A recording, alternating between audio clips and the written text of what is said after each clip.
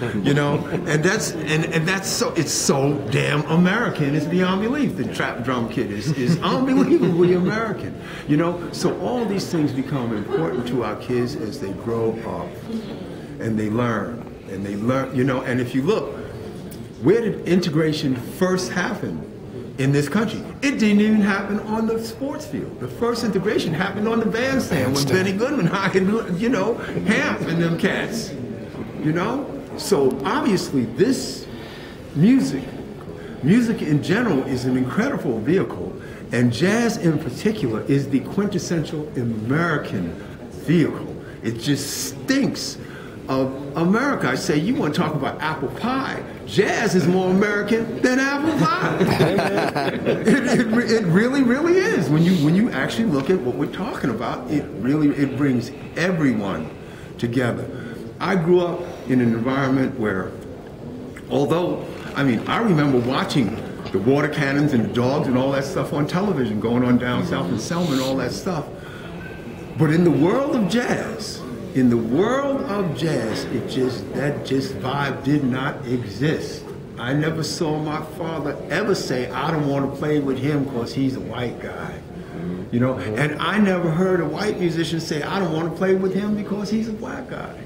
I know the music, it just didn't happen with the music. It happened with all the ancillary apparatus around the music, within the artisans themselves. It didn't exist, and it's because we got 12 notes, everybody's playing with the same notes, the notes ain't got no color, the time ain't got no color, the beat ain't got no color. None of those things have any color, you know? None of those things have any ethnicity. What they do is they have their own little tint. And it's like painting, and you bring all these different colors together, and you get something new, which is America. It always goes back to this whole American thing, and people say, well, oh, that's just, you know, that's rhetoric, and that's, you know. No, it's very, very real when it comes to jazz. You know, if you listen to the body of work of Duke Ellington, right?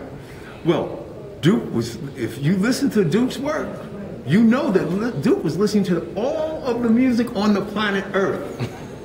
Everything. He was listening to everything. Yeah. And yeah, you can lock in to Take the A Train or Mood Indigo. But if you go in, did you know that Duke, down in Washington, they've got 100,000 pages that Duke Ellington left behind that nobody ever played?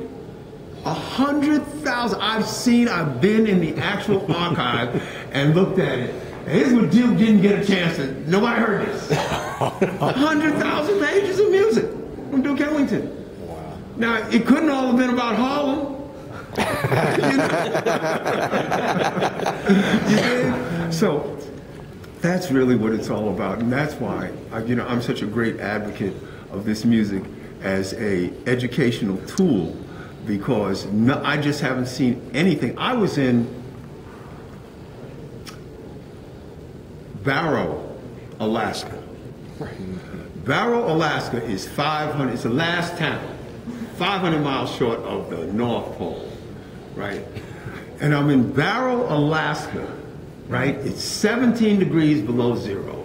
And what am I doing? I'm giving a clinic to a jazz band of Eskimo kids in Barrow, Alaska, because even they have been touched by Charlie Parker. They have been touched by John Coltrane, you know?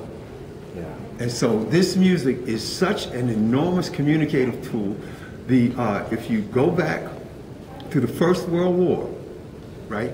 James Reese Europe, 369th Army Band, took this music all over Europe, and they've got statues in Europe for James Europe, you know? And that's why the French were the first to they locked down on jazz. The French locked down on it, and then the Japanese doubled down on it, you know? And I've often said, you know, if we don't want jazz to be our national treasure, believe me, the Japanese or the French will take it in a minute and make it their national treasure. That's how important this music is. It's not an accident that Louis Armstrong turned the world around. And even at the height of racism in this country in the last century, the United States saw fit that, you know what, we think Louis Armstrong could be our ambassador. We think Louis is the #1 ambassador to tell people about America, even with all that was going on here, because it was that music that seemed, no matter where Louis Armstrong went, they understood it. They couldn't speak the language. They didn't know what he was doing, but they felt it because it comes out of the heart. And now, every country, almost every country, you can go to almost any country in the world, but for a few. And somewhere in that country, there's a jazz community that's about their take on jazz.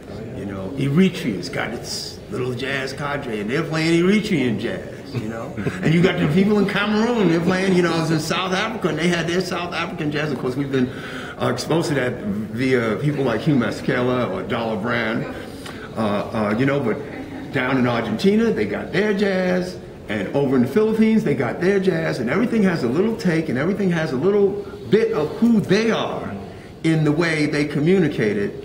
And the wonderful thing is that you can take the jazz cats from Cameroon and the jazz cats from Eritrea, and then take you cats from Minnesota and some cats here from Chicago, and believe me, it'll be swinging.